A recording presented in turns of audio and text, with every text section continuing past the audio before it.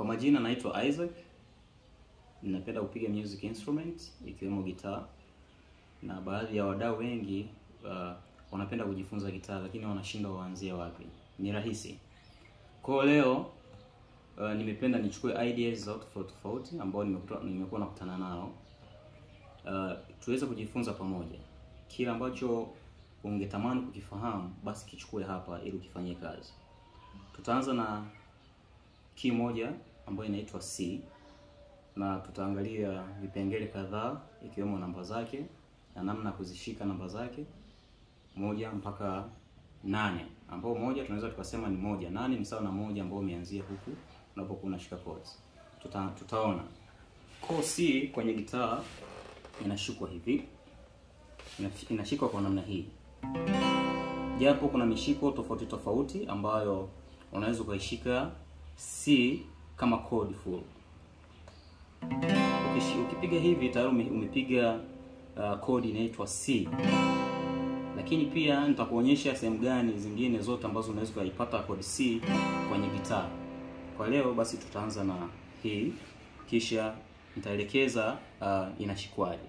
Mfano, kidole cha kwanza hichi kinashika uzi au tunasema string, uzi wa pili kutoka chini. Huu uzi wa kwanza hapa unaitwa E. Wa pili yake huu unaitwa kuanzia juu, hii na hii ni sawa. Tukisema uzi huu ni E ambao ni bass na huu ni E ambao ni solo. Kwa kuanzia hapa juu tunaweza tukasema hii ni E, hii ni A, hii ni D, G, B, E. Kwa huu ni B. Na B inakuwa ni kabla hujaishika. Ukishika huku tayari umebadilisha kitu kingine. Kwa kuwa tumeshika hapa, ukipiga yenyewe kama yenyewe, hii ni B. Lakini ukishashika hapa tayari ni kitu kingine. Na sasa kwa upande huu maana yake, kwa sababu hii ni B, ukishika hapa maana yake tunashika ni C. Kwa yule ambaye anapiga piano akiangalia B na C hakuna sharp pale. Ni sana E na F. Hapo tunaweza tukaelewana vizuri. Kwa yule ambaye ungetamani kuona hata kwenye piano utaangalia vizuri. Kati ya B na C ni naweza nikasema kwamba ni chords zile ambazo ni nyeupe kwenye kinanda, ambapo hatuna sharp katikati. Kwa kuwa hii ni B, hii ni B, ukishika hapa tayari inakuja kuwa umeshika C. Kwa hii ni B, maana yake ni umeshika C. Kija kushika hapa maana yake niko na kuelekeza sasa namna ya kushika C ambao ni full. Tumeanza na uzi wa pili kutoka chini, fret ya kwanza ambao ni hii. Tutakuwa fret maana yake ni vyumba. Ni vyumba ambavyo chumba cha kwanza, cha pili, cha tatu, cha nne, au tunaweza tukasema fret ya kwanza, fret ya pili, fret ya tatu kuja huku. Kwa hiyo nikisema fret ya kwanza au chumba cha kwanza ni hichi, ambacho kimetenganishwa na hii iko kama mstari. Kwa hiyo tutashika hapa uzi wa pili ambao tunaweza tukasema kwamba ni kwenye C, kwa sababu huu ni uzi, ukiwa hujaushika ni B. Ukiushika hapa basi inakuwa ni C. C inashikwa hivi. Kidole kingine cha pili hichi kinakuja kushika uzi huu ambao fret ya pili hapa kutoka juu ni E, A, D. Kwa hii tunashika ni D.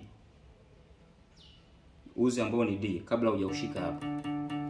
Ukishika ni D. Kabla hujaushika ni D. Ukiushika unaanzia hapa. Maana yake inakuwa D sharp then E. Kabla hujaushika unaitwa D. Ukiushika hapa mwanzoni kwenye fret ya kwanza, uzi huu wa tatu kutoka juu, 1 2 3, inakuwa ni D, D sharp. Kwa hapa kutoka D sharp inakuja ni E. Kwa mantiki nyingine tunaweza tukasema kwamba kwa vidole hivi unakuwa umeshika hivi. Umeshika C na E. Baadaye unakuja unamalizia hapa. Kidole hichi. Fret ya ngapi? 1 2 3. Uzi wa pili kutoka juu, ambao hii tunasema hii ni E, hii ni A. Sasa ukiishika hapa ukigandamiza A inakuwa hivi, sauti yake ni hii. Lakini ukishika hapa, maana yake itazaa sauti nyingine, ambao maana yake ukishashika hapo umebadilisha maana halisi ya kuitwa A kabla haujaishika. Kwa hiyo ikiwa hivi ni A, ukija kuishika hapa inakuwa ni A sharp. Baada ya A sharp, kodi inayofuata ni B. Baada ya B, katikati ya B na C hakuna sharp yoyote. Kwa hiyo inayofuata hapa ni C hapa. Kwa sasa C yetu unakuja unaishika hivi. Tayari hapo unakuwa umetengeneza kitu kinaitwa C, ambayo ni full chord. Unaweza kusikia jinsi inavyolia. Kwa maana yake hapo umeshika uzi wa pili, fret ya kwanza, uzi wa pili kutoka chini ambao tunaita B. Umeshika uzi wa tatu, fret ya pili kutoka juu, 1 2 3, ambao ni hii. Unaweza kuiona vizuri. Lakini pia umeshika uzi wa pili, fret ya tatu kutoka juu, 1 2, unashika hapa. Kwa hiyo ukipiga hivi tayari umetengeneza kodi ambayo inaitwa C, C major. Hii ndio tunaita C major. Nitarudia. Unaweza kuvitazama vidole vyangu, sehemu ambayo nitaweka vidole, hiyo ndio tunaita C major.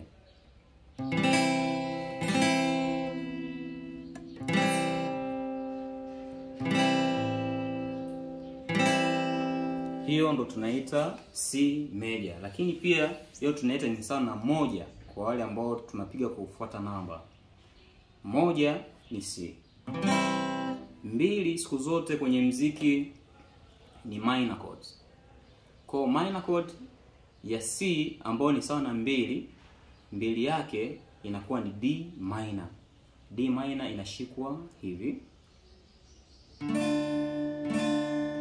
Hii ndio D minor. Ambao tunaishika namna gani? Tunashika fret ya kwanza, uzi wa kwanza ambao ni E kabla hujaushika, lakini ukiugusa hapa inakuwa F. Lakini pia kidole kingine kinashika hapa uzi wa pili, uzi wa tatu ambao unaitwa nitawapa formula namna gani ya kuzikariri hizi nyuzi zote au string, namna ya kuzikariri ili uzishike vizuri. Hii ni E, A, D, G. Kwa hiyo tunashika hivi uzi ambao ni G kabla hujaugusa. Kwa hapa ukiugusa maana yake tumeanzia, ukija kuanzia hapa, hii ni G. Hapo ukishika inakuwa G sharp. Hapa inakuwa A sharp, B, C, C sharp, D na kuendelea. Kwa hiyo sasa ukishika hapa ni uzi G, then ikija hapa ni G sharp. Ukija hapa inakuwa A. Na sisi sasa tunataka tutengeneze kodi ambayo ni D minor. Kwa unashika uzi wa kwanza na uzi wa tatu, fret ya pili, lakini pia unakuja unashika uzi wa pili kutoka chini, fret ya tatu. Maana yake 1 2, unashika uzi wa pili hapo. Hapo unakuwa umetengeneza kodi inaitwa D minor, ambao ni sawa na namba 2 kwenye muziki, kwenye kodi C. Lakini pia unaweza kusikiliza kwamba ilivyo tofauti. Hii ni C major. Ukija ukishika hapa hii ni D minor. Itakayofuata sasa ni namba 3 kwa arrangement ya namba kwenye muziki, kodi C. Namba 3 inakuwa ni E. C, D, E. Kwa E nayo ni minor chord. E inakuwa ni minor chord. Minor chord kwenye gitaa hapa tunaweza tukaipata kwa kushika nyuzi mbili kwenye fret ya pili. Fret ya pili, uzi wa tatu kutoka juu na uzi wa pili kutoka juu, ambao ni sawa na means utashika uzi ambao ni A na D. Lakini kwenye fret zipi? Fret ya pili unazishika zote mbili. Kwa Kwa hiyo wengine wanashika hivi. Ili uzione vizuri, ukipiga hivi maana yake hapa tayari umepiga E minor ambayo ni sawa na 3 kwenye C major. Kwa unaweza kusikiliza vitu ambavyo tayari ni tofauti. Tunatengeneza chords ambazo zitakupa namba kwenye wimbo wako wote ambao unaweza kuupiga. Hii ni C major, hii ni D minor, na hii ni E minor ambayo ni sawa na 3 kwenye mtiririko wa namba kwenye C major. Lakini pia unaweza kuipiga kwenye sehemu nyingine E. Nitakuonyesha kwamba unaweza kuipataje. Mfano, ukishika hivi, hii ni B minor. Unapoendelea kusonga mbele, maana unaendelea kupata minor zingine tofauti tofauti kwenye gitaa lako. Hii ni B minor ambao unashika nyuzi zote hizi, fret ya pili. Utashika kidole hichi kitagusa uzi wa pili, fret ya 3. Kumbuka fret tumesema ni vyumba hivi. Kwa chumba cha 3, uzi wa pili kutoka chini. Lakini pia hivi vidole viwili vitashika nyuzi ya 3 na ya 4, fret ya 4. 1 2 3 4. Kwa unashika hivi. Hiyo unakuwa umeshika B minor. Kumbuka tuko tunaenda kutafuta sehemu nyingine ambayo tunaweza tukapata E minor ambayo ni sawa na namba 3 kwenye C major, kwenye namba za C major. Wale ambao ni wapenzi wa kupiga C either kwenye piano au kwenye gitaa. Kwa hiyo ni B. Then ukiendea kwenye mtiririko huo chumba kinachofuata unakuwa umepiga C minor. Ukisogea mbele tena kidogo unakuwa umepiga C sharp. C sharp minor. Ukisogea mbele tena chumba kinachofuata unakuwa umepiga D minor. Sasa hapa ukikumbuka D minor ambayo tulitengeneza hapa, kuna sehemu nyingine tena unaweza kuipata kwenye gitaa yako, ambapo ni mtiririko ule ambao nimekuonyesha kwenye B hapa.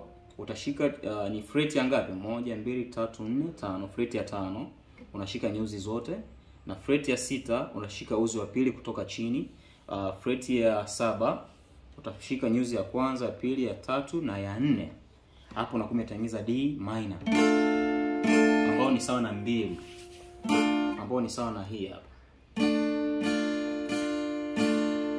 Kwa ukija kutengeneza kitu hichi ni kitu kile ni D minor ile.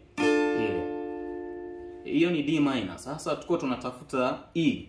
Kwa ukitoka kwenye D unakuja kwenye D sharp ambao ni hii. Ukitoka D sharp inakuja E minor. Kumbuka hiyo ni D sharp minor. Hii ni E minor. E minor ni sawa na hii ambayo iko hapa. Unaweza kusikia sauti ni sawa, isipokuwa sauti hii ipo kwa mfumo wa bass, lakini sauti nyingine hiyo iko kwenye mfumo wa sauti nyororo kidogo. Lakini pia sehemu nyingine ambayo tunaweza kupata E minor, tunaweza tukaipata kwa upande huu. Mfano, hii tumesema ni D minor. Hii ni D minor. Chumba kinachofuata hapa, hichi ni chumba cha kwanza, tumeanzia hapo ni D minor. Tukija hapa, hii tunasema ni D sharp minor. Baada ya D sharp minor tunakuja E ambayo ni hii hapa, E minor. Kwa hiyo sasa hapa tunaweza tukapata E minor. Hapa tunaweza kupata E minor. Lakini pia kutokea kwenye B yetu hapa, B, C, C sharp, D, D sharp, E minor. Kwa hapa pia tunaweza tukapata E minor kwenye gitaa yetu. Kwa upande wa E minor tunaweza tukawa tumemaliza. Isipokuwa kama utakuwa na swali basi utaweza kuuliza hapo kwenye comment, kisha nitaweza kuifanyia kazi. Lakini pia tunaenda kwenye 4 ambao ni C, D, E, F. Kwa F major inakuwa ni 4 ya namba zetu kwenye C major ambayo ni F. F tunaishikaje kwenye fretboard yetu? Tunaishika namna hii. Kuna mishiko tofauti tofauti, isipokuwa nitaanza na mshiko mmoja then nitaenda mishiko mingine ili nisikuchanganye. Yes, so F inaweza kuishika namna hii. F unaweza kuishika namna hii. Nikimaanisha kwamba kidole hichi kinashika nyuzi zote, kinabana hapa. Hakikisha kabisa inatoa sauti ambayo unahitaji ili kutengeneza kodi ambayo unahitaji kuisikia. Then kidole hichi kitashika uzi wa kwanza, wa pili, wa tatu, ambao ni uzi wa katikati. Hata ukianzia juu 1 2 3, 1 2 3 4. Kutoka chini ni 1 2 3. Then hivi vidole viwili vitashika nyuzi mbili hapa. Freti ya tatu, uzi wa pili na wa tatu kutoka juu. So ukishika namna hii unaweza kuisikia F. Wale ambao mnapiga piano unaweza ukalinganisha sauti unayoisikia hapa na sauti ambayo ipo kwenye piano yako. So hii ndio F ambayo tunaitafuta kwenye gitaa yetu. Pia F unaweza kuipata wapi? F major. Kumbuka kwamba 1 4 5 hizo ni major chords. Hizo ni major chords. So iwe kwenye piano, iwe kwenye guitar, application ni the same. So moja ni major chords, 4 ni major chords, 5 ni major chords. Lakini pia kumbuka 2 3 6 hizo ni minor chords. Kwenye key yoyote utakayoipiga ukishatambua major chords zinakuwa 1 4 5 ni major chords. 2 3 5 hizo zinakuwa ni 2 3 6 hizo zinakuwa ni minor chords. Lakini 7 zote hizo tunaita diminished chords. Sasa nimemaliza kukuonyesha F unaweza kuishika kwenye freti hizi tatu, ya kwanza, ya pili na ya tatu, lakini nyuzi tofauti. Unaweza kuishika namna hii. Hii ni F. Lakini pia kuna namna nyingine ambayo unaweza kuishika F. Mfano, ukishika hii ni dada, hii ni D, wengine wanaita dada. So hii ni D. Ukisonga mbele ukiwa umeshika namna hii, uzi wa kwanza, wa tatu na wa pili hapa freti ya tatu. Kwa hiyo unaweza kushika uzi wa kwanza, freti ya pili, uzi wa tatu, freti ya pili, uzi wa pili, freti ya tatu. Ukishika hivi maana umeshika D major. Hii D ukisonga nao hivyo hivyo kuja hivi kuruka vyumba, ukiruka chumba cha pili inakuwa ni D sharp. Ukiruka chumba kingine inakuwa ni E. E major. Ukiruka chumba kinachofuata inakuwa ni F. So unaweza kuona kwamba F tumeipata sehemu nyingine tofauti na sehemu ambayo tulipata hapa. Lakini